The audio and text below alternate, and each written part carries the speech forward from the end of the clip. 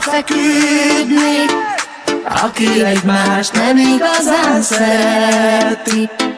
Én is tudom, én is sokat próbálom, még az ellenségemnek sem kívánom.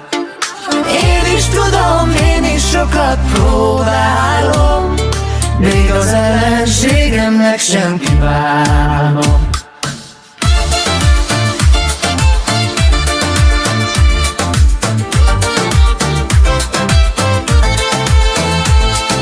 Én is tudom, én is sokat próbálom, még az ellenségemnek sem kívánom.